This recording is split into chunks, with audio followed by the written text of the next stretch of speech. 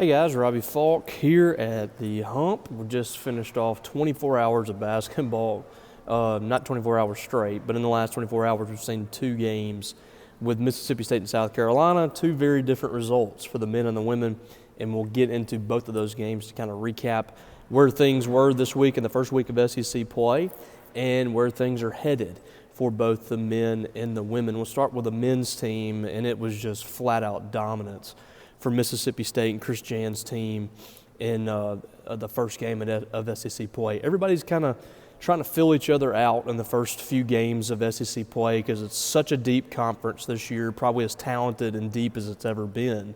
So these first few games are really going to separate, I think, a lot of teams in this league and pretenders from, the real contenders across the league. And I feel like Mississippi State is one of those contenders, and they showed it yesterday. South Carolina, 10-3 coming in, so this was the team with the most losses in SEC play, but when you really break it down, this still is a very good team. They went to Clemson, they won a ball game against the top 25 Clemson team. They come into this ball game with I think a lot of confidence, but Mississippi State really shattered that early. I mean, it was absolute dominant first half for the Bulldogs to really sealed the fate of the Gamecocks. 43-18 was the score in the first half for Mississippi State, and it really didn't even feel that close. I mean, it was just dominance on both sides of the ball. They end up outscoring them by 10 more points in the second half, and that's with, subbing in some players and letting a lot of guys play. Scored 42 points in the second half, almost as many points as they did in the first. So they win this one 85-50. It was the most dominant win in SEC play for Mississippi State in, I think, 20 years. This was as dominant as it gets in this age of college basketball, it feels like, for Mississippi State, and really impressive. They shot 56% from the field, 35 of 62 shooting, hit 8 three-pointers, just 10 turnovers. It's a team that continues to really take care of the basketball offensively, and 40-32 rebounding edge. You look at the stats, and there's not a ton of glaring differences outside of the field goal percentage. State held South Carolina to 16 of 55 shooting, 2 of 19 from three-point range. They were under 30% shooting from the field and 11% from three-point range. And Mississippi State also 10 block shots, so they really protected the rim. South Carolina tried to get the ball inside. Colin Murray Bowles is their best player and averages 16 a game. They held him to 5 points. He had 10 rebounds, but he had 6 turnovers and just 5 points on 2-9 shooting. State really defended him well. I was most impressed, I think, in this ball game by Keyshawn Murphy. He wasn't State's leading scorer, but he did so many things well in this game. And you kind of needed him to be that way because Michael Nwoko was in foul trouble. He had 0 points in the game, had those fouls, only got to play 12 minutes, and only shot 1 shot.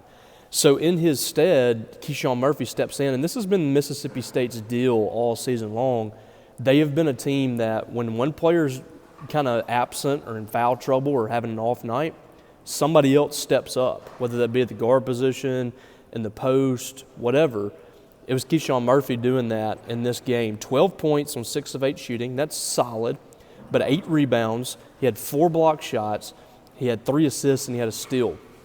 He gave Mississippi State 25 strong minutes, was the third most minutes in the ball game. He had 30 minutes from Cam Matthews, 26 from R.J. Melendez, and 25 from Keyshawn Murphy. That's your 3 grinders right there. Those are the 3 guys that give you the dirtiest minutes, the guys that are really going to muck up the game. They're really going to play solid defense. They're rebounding the ball well.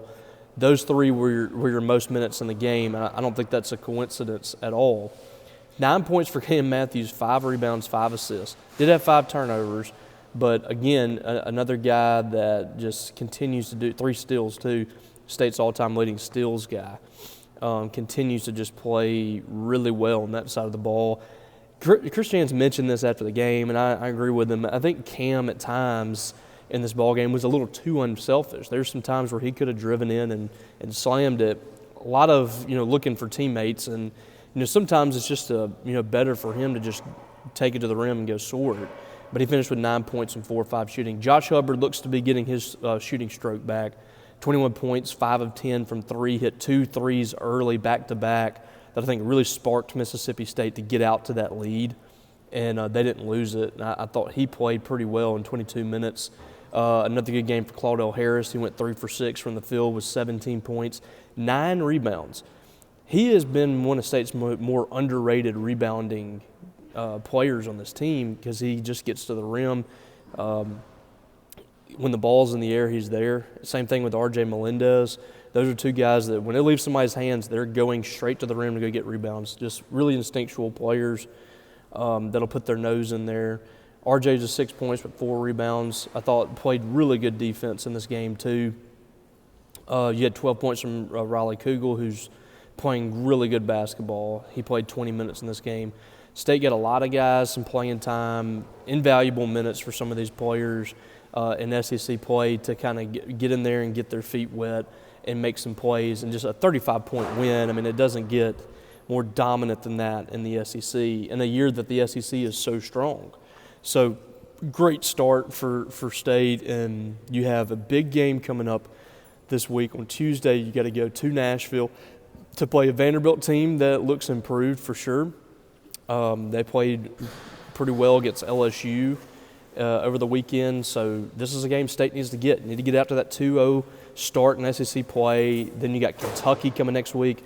You start off this thing 3-0, and you're really sitting pretty in SEC play, and there's so many great teams in this league. It's going to be an absolute gauntlet, but I don't count Mississippi State out in this race. I mean, this is a team that to me just looks totally different than anything that we've seen at Mississippi State for quite some time. I would say, you know, this is a team that could be as good as any team we've seen in the last 20 years. When you go back to those teams in the early 2000s, I think this team is more closely comparable to those teams than what we have seen with some other teams that have come through with Ben Howland, even Chris Jan's first 2 teams.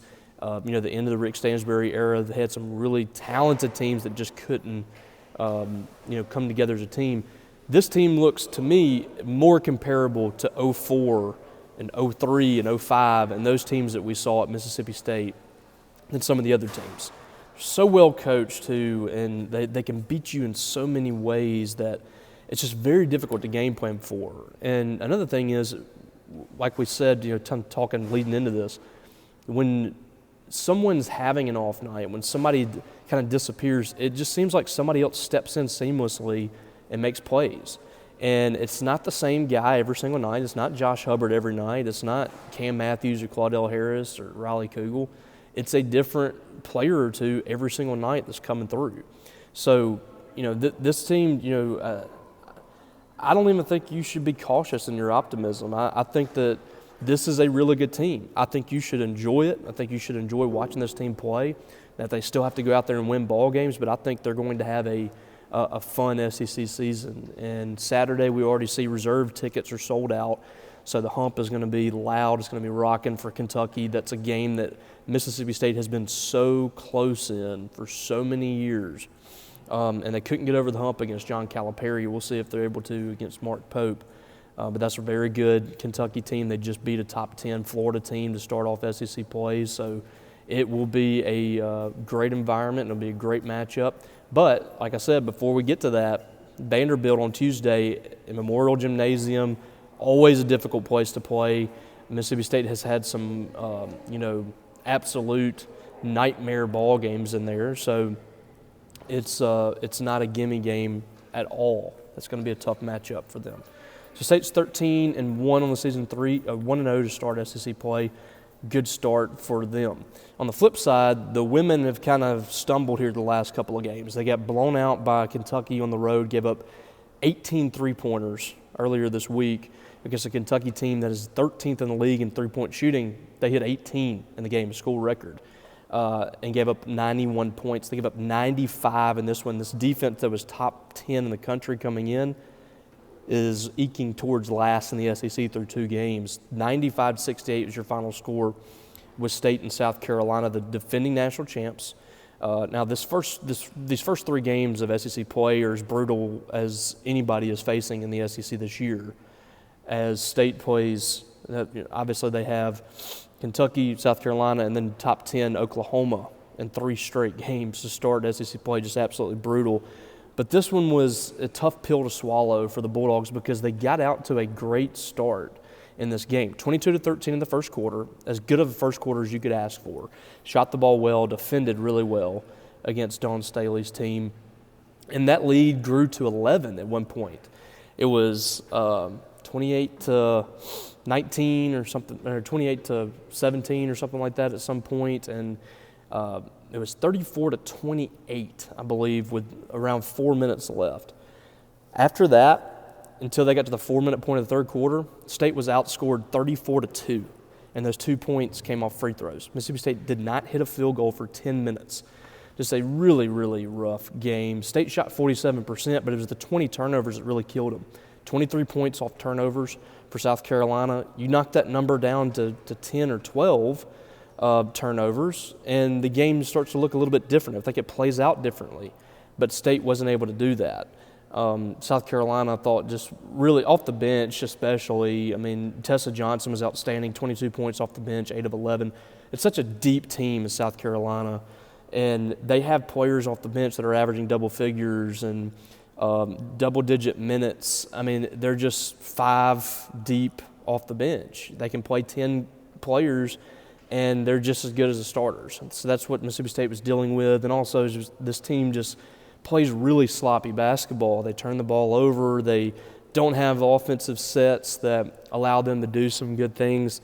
There's just a lot of work that this team has to do to be competitive in this league this year, and I think you're seeing some growing pains, but they can't allow this to snowball because you got tough games coming down the stretch, and you got to find a way to try to get eligible for the NCAA tournament, and that's going to be tough. They're at 13 wins now, or 13-3. I think 7 wins gets them in the NCAA tournament if they can get to 20, but that's going to be difficult with the schedule that they have.